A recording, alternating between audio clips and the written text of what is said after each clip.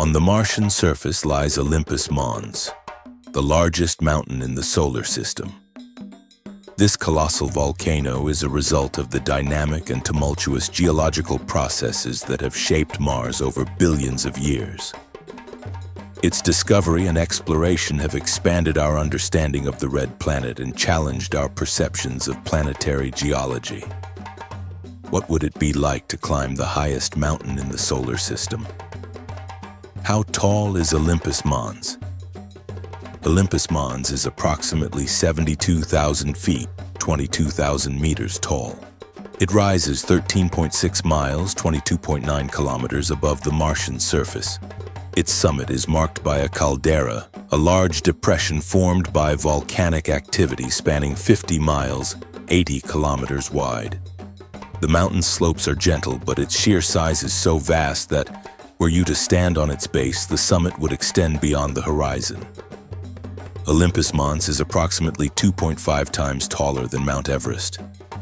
When compared to Earth's highest peak, Olympus Mons truly is in a league of its own. Mount Everest's height is just 40% that of Olympus Mons at 29,032 feet, 8,249 meters tall, or 5.5 miles, 8.8 kilometers above sea level. Even across the solar system, while other mountains on Venus and the icy volcanoes on moons like Io present their own wonders, none match the sheer size and grandeur of Olympus Mons. How was Olympus Mons formed? Olympus Mons is a shield volcano similar to those found in Hawaii, but on a scale that Earth cannot match. Its origin is rooted in the progressive effects of stationary lava accumulation. Unlike Earth, where the movement of tectonic plates disperses volcanic activity across various locations, Mars lacks such plate tectonics. This absence means that volcanic eruptions on Mars tend to occur repeatedly in the same spot. Over countless eruptions, lava flows stack atop one another, gradually building the monumental structure. The formation of Olympus Mons is indicative of the larger processes at work beneath the planet's crust. The presence of such a massive volcano implies that there is a sizable mantle plume, hot, almost liquid rock under it, that enables the volcano to keep growing. Martian lava is relatively fluid. This fluidity allowed the lava to spread over vast distances before solidifying, creating the broad, gently sloping shield characteristic of Olympus Mons.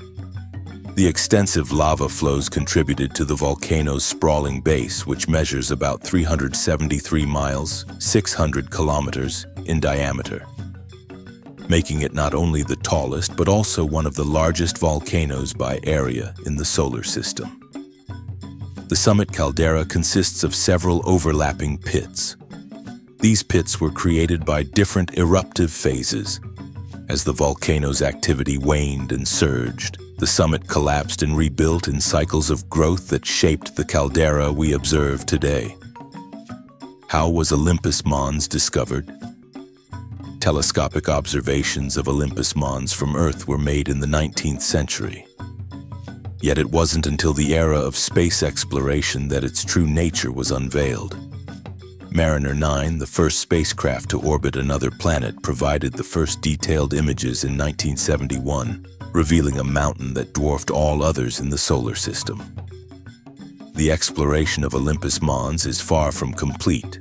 Current and future missions to Mars, including orbiters and rovers, continue to study this and other volcanic features.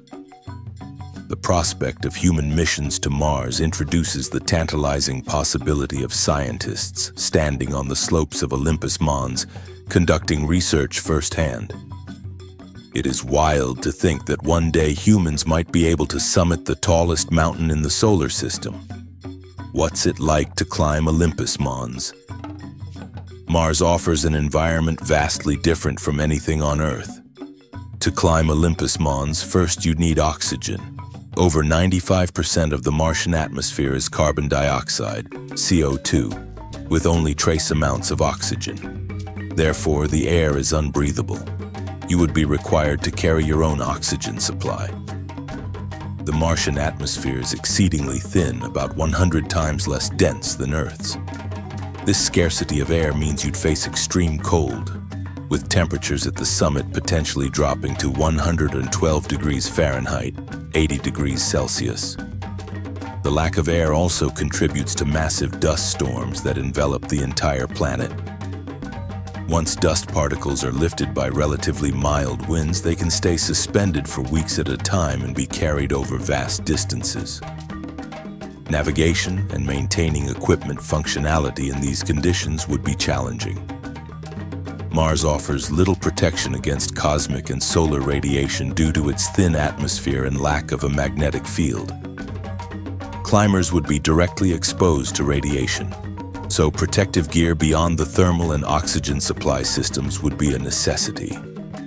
As far as the terrain, Olympus Mons has a relatively gentle slope compared to mountains on Earth. Its large size and gentle gradients mean that technically, the physical act of climbing it may not be as demanding as the steep ascents of Earth's highest peaks. The challenge lies less in vertical climbing and more in covering the tremendous horizontal distances involved. To reach the summit, one would have to hike nearly 200 miles, 320 kilometers, and gain at least 72,280 feet, 22,000 meters of elevation in the process. Mars has a gravitational pull that is just 38% that of Earth's. The reduced gravity on the red planet would fundamentally alter the hiking experience, providing both advantages and disadvantages. You would find your steps lighter and it would be easier to carry weight. So the strain on muscles and joints would be markedly reduced, allowing for longer distances to be covered with less physical fatigue. On the flip side, the reduced gravity could affect your sense of balance and coordination. Humans evolved under the Earth's stronger gravitational forces, and it might be a struggle to adapt. Furthermore, the lower gravity could have long-term health implications, such as muscle atrophy and bone density loss, issues already observed in astronauts after extended periods in microgravity environments. Finally, let's not forget how far the planet is. The trip to Mars itself would take about 7 months to travel about 300 million miles, 480 million kilometers. How old is Olympus Mons? Olympus Mons began forming over 3 billion years ago during the Hesperian period of Mars. This period is characterized by intense volcanic activity and the shaping of the Martian surface. It is believed that the volcano has been active for much of Mars' history. Some of the youngest lava flows on its slopes appear to be less than 2 million years old, a blink of an eye in geological terms. This suggests that Olympus Mons may have been active relatively recently. It hints at the continued volcanic potential of Mars. Why is Olympus Mons significant? Olympus Mons is important because it sheds light on Mars' geological past. Its layers of lava and sediment provide a chronological record of the planet's volcanic activity, offering insights into the Martian mantle's composition and the planet's thermal evolution. Moreover, the study of Olympus Mons and other Martian volcanoes contributes to our understanding of the potential for past water flows, as volcanic heat could have melted ice, creating temporary liquid water on Mars' surface.